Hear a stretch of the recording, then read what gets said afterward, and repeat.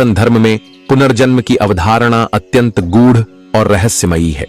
श्रीमद् भगवद गीता में भगवान श्री कृष्ण स्वयं अर्जुन से कहते हैं, जातस्य हि ध्रुवो मृत्युर्ध्रुवम जन्म मृतस्य च, अर्थात जो जन्म लेता है उसकी मृत्यु निश्चित है और जो मरता है उसका पुनर्जन्म भी निश्चित है।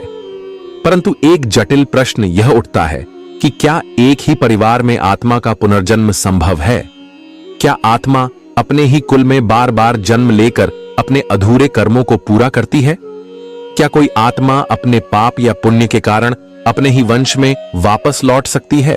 मित्रों, इस वीडियो के माध्यम से हम आपको इस गूढ़ रहस्य को विस्तार से बताएंगे जो महाभारत काल से जुड़ी हुई है।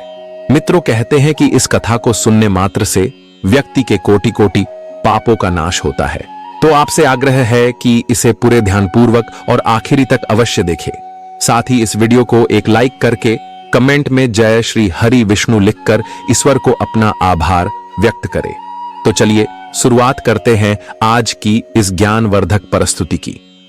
मित्रों, यह कथा महाभारत काल से जुड़ी हुई है और भगवान श्री कृष्ण स्वयं इस रहस्य को उजागर करते हैं। महाभारत का युद्ध समाप्त हो चुका था। धर्मराज युधिष्ठिर ने हस्तिनापुर का शासन संभाल लिया था। पांडवों ने अपनी संपूर्ण शक्ति से राज्य को धर्म के मार्ग पर चलाने का प्रयास किया, किंतु उनके मन में अब भी कई आध्यात्मिक प्रश्न थे। युद्ध के दौरान उन्होंने अपने परिवार के कई सदस्यों को खो दिया था। भीष्म पितामह, अभिमन्यु, द्रोणाचार्य, कर्ण और स्वयं श्री कृष्ण की इच्छा से कौरव वंश का संहार हो गया था। यह सब देखकर युधिष्ठिर के मन में एक गहरी जिज्ञासा उत्पन्न हुई। एक दिन वे अपने भाइयों भीम, अर्जुन, नकुल और सहदेव के साथ महर्षि वेदव्यास के आश्रम पहुंचे। वहां उन्होंने श्रद्धा पूर्वक महर्षि के चरणों में प्रणाम किया और अपनी शंका प्रकट की। युधिष्ठिर बोले, गुरुदेव, आपने हमें धर्म, कर्म और पुनर्जन्म के गूढ़ रहस्यों के बारे में सिखाया है, किंतु एक प्रश्न मेरे मन को विचलित कर रहा है। क्या एक ही परिवार में पुनर्जन्म संभव है? क्या कोई आत्मा अपने ही वंश में बार बार जन्म ले सकती है? मित्रों, फिर महर्षि वेदव्यास ने गहरी दृष्टि से युधिष्ठिर को देखा। वे जानते थे कि युधिष्ठिर कोई साधारण मनुष्य नहीं थे। वे स्वयं धर्मराज के अंशावतार थे, जिनका हृदय सदा सत्य की खोज में लगा रहता था। उन्होंने कुछ क्षण ध्यान लगाया, फिर गंभीर स्वर में बोले, धर्मराज, यह प्रश्न जितना सरल लगता है उतना ही गूढ़ और रहस्यमय है। पुनर्जन्म के नियम अटल हैं, किंतु कभी कभी कोई आत्मा विशेष परिस्थितियों में अपने ही कुल में बार बार जन्म लेती है।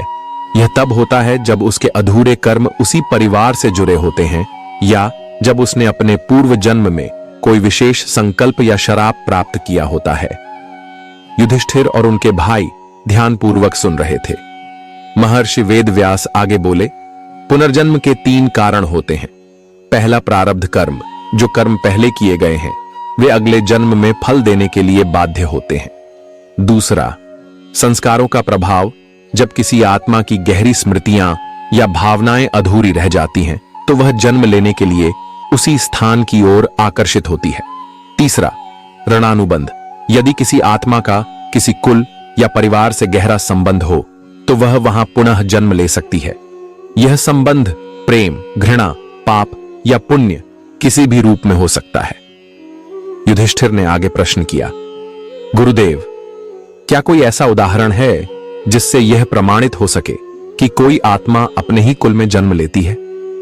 महर्षि वेदव्यास मुस्कुराए और बोले, हां, मैं तुम्हें एक ऐसी घटना सुनाने जा रहा हूं जो स्वयं भगवान श्री कृष्ण के काल में घटित हुई थी। यह कथा द्वारका के एक ब्राह्मण और अर्जुन की प्रतिज्ञा से जुड़ी हुई है। इसी कथा में पुनर्जन्म का एक रहस्यमय उदाहरण मिलता है। मित्रों, यह सुनकर पांडवों की जिज्ञासा और भी बढ़ गई। महर्षि वेदव्यास ने एक प्राचीन कथा सुनानी शुरू की और बोले, महाभारत युद्ध के कुछ समय बाद जब श्री कृष्ण द्वारका में राज्य कर रहे थे, तब एक दिन एक ब्राह्मण उनके दरबार में आया। वह अत्यंत व्यथित था। उसने प्रभु श्री कृष्ण के चरण पकड़कर विलाप किया। युधिष्ठिर और पांडव एकाग्र होकर सुन रहे थे। महर्षि ने आगे कहा, ब्राह्मण की समस्या विचित्र थी। वह बोला, कि उसकी जितनी भी संतानें जन्म लेती हैं वे सभी जन्म लेते ही मृत्यु को प्राप्त हो जाती हैं। यह घटना बार बार घटित हो रही थी। ब्राह्मण ने सोचा कि यह उसके किसी पाप का फल है, किंतु जब उसने सभी प्रकार के अनुष्ठान किए तब भी समाधान नहीं मिला। अंततः वह श्री कृष्ण के पास पहुंचा। मित्रों, यह सुनकर युधिष्ठिर के मन में कौतूहल उत्पन्न हुआ। गुरुदेव, क्या श्री कृष्ण ने ब्राह्मण की समस्या का समाधान किया? महर्षि वेदव्यास ने उत्तर दिया, हां, किंतु इस घटना में एक गूढ़ रहस्य था। ब्राह्मण का यह दुख केवल एक साधारण घटना नहीं थी, बल्कि यह पुनर्जन्म और कर्म के बंधन से जुड़ा हुआ था।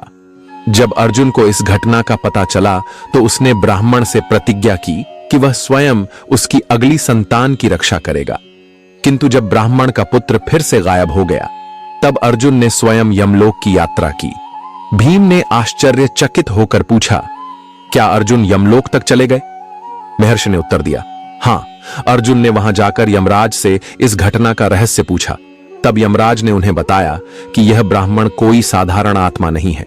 यह आत्मा पहले भी इसी कुल में जन्मी थी और अपने कर्मों के कारण इसे बार बार अपने ही परिवार में जन्म लेना पड़ा। मित्रों, युधिष्ठिर और पांडव अब पूरी तरह इस कथा में डूब चुके थे। मित्रों, महर्षि वेदव्यास ने अंत में कहा, धर्मराज, यह कथा तुम्हें यह समझाने के लिए है कि आत्मा के कर्म उसके पुनर्जन्म का निर्धारण करते हैं।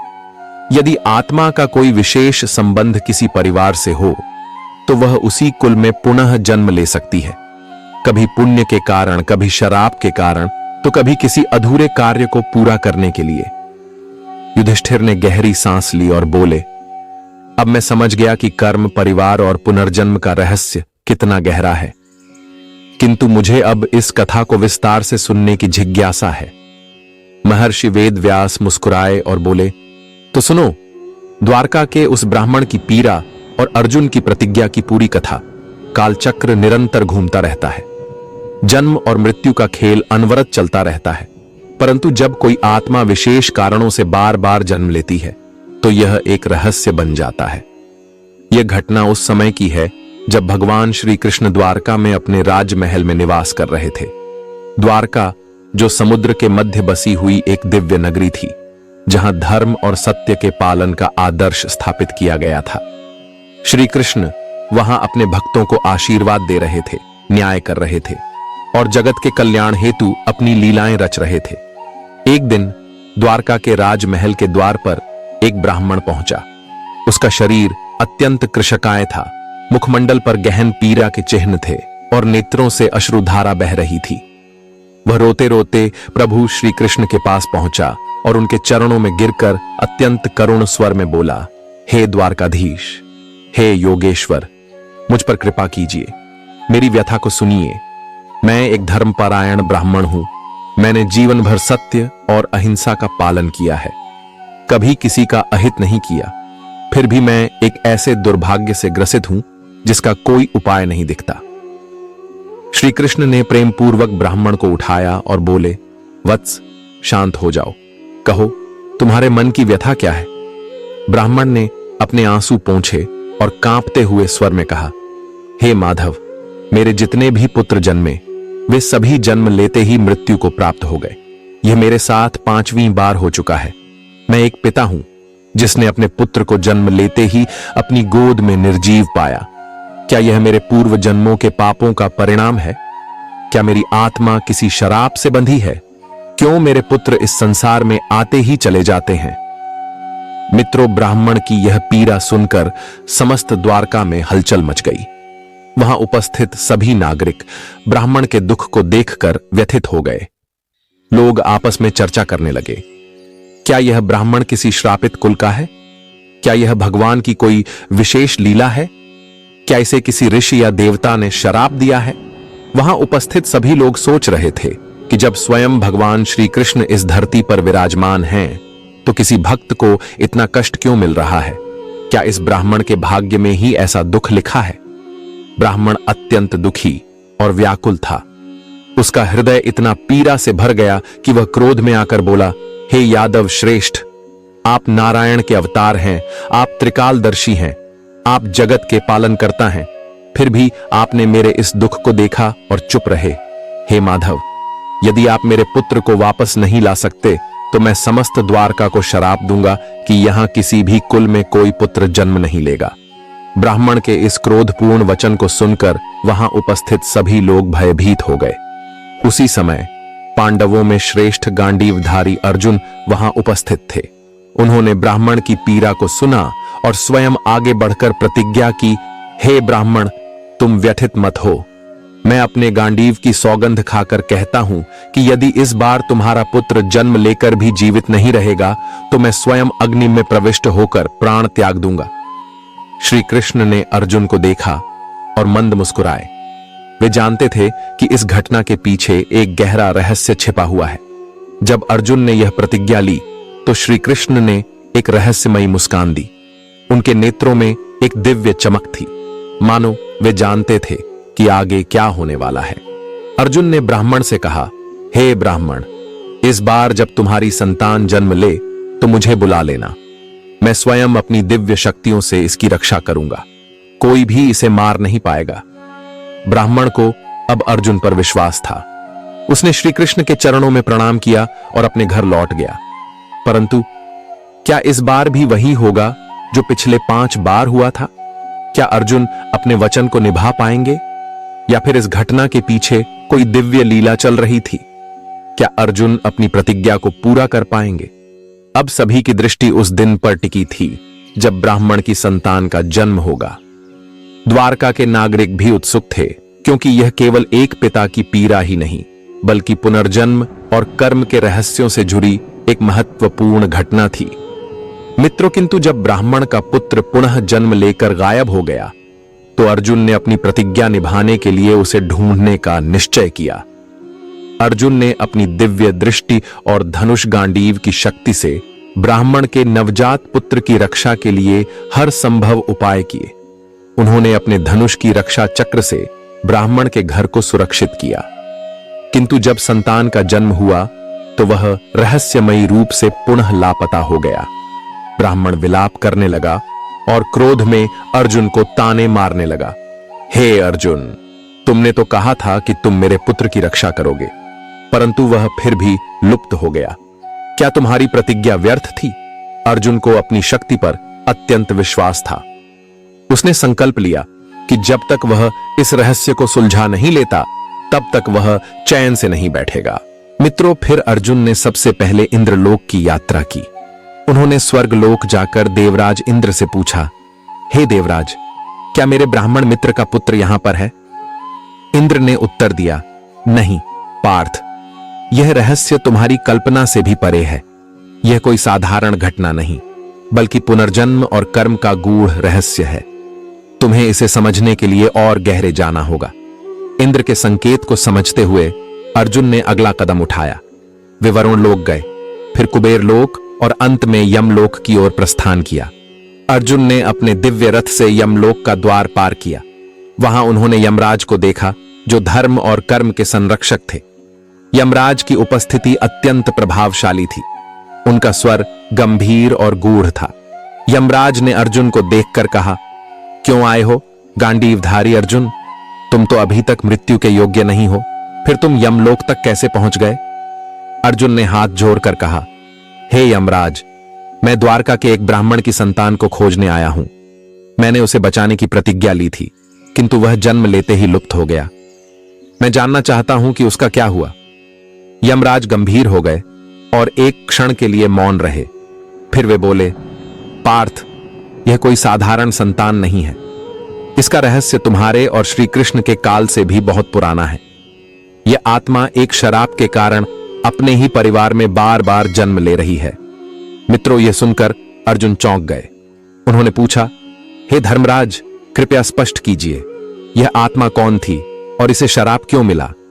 यमराज ने अपने दिव्य दृष्टि से उस आत्मा के पूर्व जन्मों को देखा और बोले, यह आत्मा पहले एक महान योद्धा थी जो द्वापर युग से पहले त्रेता युग में भी जन्मी थी। यह राजा नल के पुत्र के रूप में जन्मा था, परंतु अपने अहंकार और अन्याय के कारण इसे एक ब्राह्मण के शराप से बार बार मृत्यु का दंड मिला। अर्जुन आश्चर्यचकित हो गए।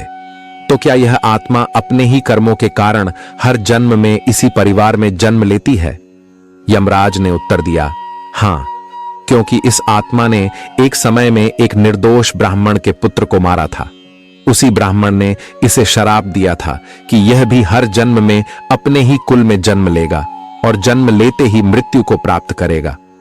जब तक कोई महान योद्धा और दिव्य पुरुष इसे इस चक्र से मुक्त नहीं कराएगा, तब तक इसका यह चक्र चलता रहेगा। अर्जुन को अब इस रहस्य का आभास हो गया था। अर्जुन बोले, यदि यह आत्मा एक शराप के कारण इस चक्र में फंसी है तो इसे मुक्ति कैसे मिलेगी? यमराज ने उत्तर दिया, केवल भगवान श्री कृष्ण ही इसे इस चक्र से मुक्त कर सकते हैं, क्योंकि वे स्वयं नारायण हैं। वे ही इस आत्मा के प्रारब्ध को बदल सकते हैं। यदि वे चाहें तो इसे मोक्ष मिल सकता है। अर्जुन ने तुरंत श्री कृष्ण का ध्यान किया और उन्हें यमलोक बुलाया। श्री कृष्ण दिव्य रूप में प्रकट हुए।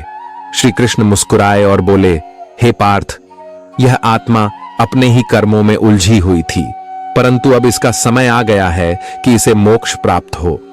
फिर श्री कृष्ण ने अपने दिव्य सुदर्शन चक्र से उस आत्मा के बंधनों को काट दिया। यमराज ने कहा, अब यह आत्मा पुनः जन्म नहीं लेगी, इसका चक्र समाप्त हो गया है। हे अर्जुन, तुमने इस आत्मा को मुक्त कराने में एक महत्वपूर्ण भूमिका निभाई है। अर्जुन और श्री कृष्ण ने ब्राह्मण के पुत्र को वापस जीवित कर दिया और उसे द्वारका में उसके माता पिता को सौंप दिया। जब ब्राह्मण ने अपने पुत्र को जीवित देखा तो वह आश्चर्य और हर्ष से भर उठा। उसने श्री कृष्ण और अर्जुन को धन्यवाद दिया।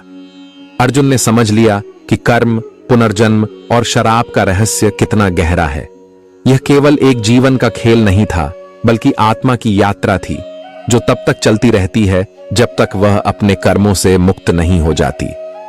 मित्रों, फिर श्री कृष्ण ने अर्जुन से कहा, हे पार्थ, यह घटना तुम्हें यह सिखाने के लिए हुई कि आत्मा अपने कर्मों के अनुसार जन्म लेती है, किंतु जब कोई सत्य और धर्म के मार्ग पर चलता है तो उसे मोक्ष की प्राप्ति होती है। अर्जुन ने सिर झुका लिया और कहा, हे केशव, अब मैं पुनर्जन्म और कर्म के गूढ़ रहस्य को समझ गया। सत्य और धर्म ही आत्मा की मुक्ति का मार्ग है। युधिष्ठिर और पांडवों ने जब यह कथा सुनी तो वे आश्चर्यचकित रह गए। महर्षि वेदव्यास ने कहा, धर्मराज, यह घटना सिद्ध करती है कि पुनर्जन्म सत्य है। यदि किसी के कर्म उसके परिवार या कुल से जुड़े होते हैं तो आत्मा बार बार वहीं जन्म ले सकती है जब तक कि वह मुक्त ना हो जाए। यही कारण है कि कुछ लोग अपने पिछले जन्म की स्मृतियां रखते हैं। युधिष्ठिर ने सिर झुकाकर कहा, हे गुरुदेव, अब मेरी शंका का समाधान हो गया। पुनर्जन्म का रहस्य अद्भुत और गूढ़ है, किंतु धर्म ही इसका एकमात्र समाधान है। तो मित्रों, इस कथा से यह प्रमाणित होता है कि यदि आत्मा के कर्म किसी परिवार या कुल के प्रति विशेष रूप से बंधे होते हैं तो पुनर्जन्म उसी परिवार में संभव हो सकता है। यह रहस्य केवल ईश्वर ही जानते हैं कि कौन, कब और कहां जन्म लेगा, परंतु शास्त्रों में ऐसे कई प्रमाण मिलते हैं जो पुनर्जन्म की इस धारणा को बल देते हैं। तो मित्रों, पुनर्जन्म के विषय में आपकी क्या राय है? हमें कमेंट में अवश्य लिखें। साथ ही ऐसी ही जानकारी के लिए हमारे इस चैनल को सब्सक्राइब अवश्य कर लें और हां, इसे अपने मित्रों बंधुओं के साथ शेयर अवश्य करें।